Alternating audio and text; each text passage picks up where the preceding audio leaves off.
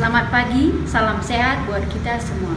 Materi pembelajaran kita kali ini adalah tentang Pembukaan Undang-Undang Dasar Negara Republik Indonesia. Sikap positif terhadap pokok pikiran dalam Undang-Undang Dasar Republik Indonesia 1945. Pembukaan Undang-Undang Dasar 1945 telah merumuskan secara padat tujuan dasar bangsa Indonesia.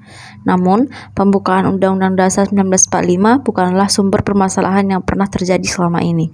Permasalahan bangsa yang harus diselesaikan adalah bagaimana meluruskan cita-cita dengan cara memberikan sikap positif terhadap pokok pikiran pembukaan Undang-Undang Dasar 1945 sesuai dengan dinamika zaman. Sikap positif terhadap pokok pikiran pembukaan Undang-Undang Dasar 1945 sangat diperlukan mengingat nilai-nilai yang terkandung di dalam Pancasila telah menjiwai Konstitusi Negara Kesatuan Republik Indonesia.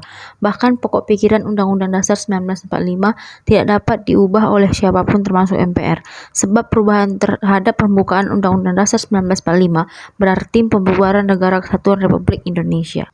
Wujud sikap positif terhadap pokok pikiran pembukaan Undang-Undang Dasar 1945. 1. Wujud sikap positif dalam diri sendiri. A. Mengakui dan menghargai hak-hak asasi orang lain. B. Mematuhi dan menaati peraturan yang berlaku. C. Tidak main hakim sendiri. D. Menjaga keseimbangan antara hak dan kewajiban. Yang kedua, wujud sikap positif dalam keluarga. A. Taat dan patuh terhadap orang tua. B. Ada keterbukaan terhadap permasalahan yang dihadapi. C. Memiliki etika terhadap sesama anggota keluarga. Dan D. Mengembangkan sikap positif. 3. Wujud sikap positif dalam sekolah. A. Taat dan patuh terhadap tata tertib sekolah. B. Melaksanakan program kegiatan OSIS dengan baik. C. Melaksanakan hasil keputusan bersama. D. Selalu ikut dengan tata tertib dan hikmat saat mengikuti upacara bendera. Yang keempat, wujud sikap positif dalam berbangsa dan bernegara. A. Sanggup melaksanakan Pancasila dan Undang-Undang Dasar 1945 secara murni dan konsekuen. B. Tidak melakukan perbuatan yang merugikan kepentingan bangsa dan negara. C. Sadar akan kedudukannya sebagai warga negara yang baik. D. Setia membela negara sesuai dengan peraturan perundang-undangan yang berlaku.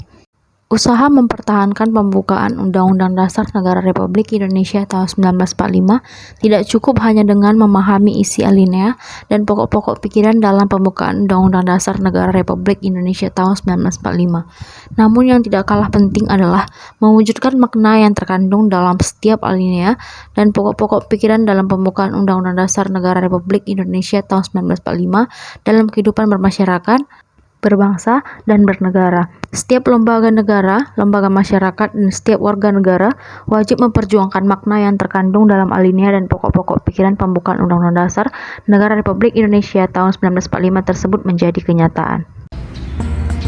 Setelah kamu menyimak pembelajaran yang Ibu jelaskan tadi, sekarang coba kamu kerjakan soal-soal berikut ini.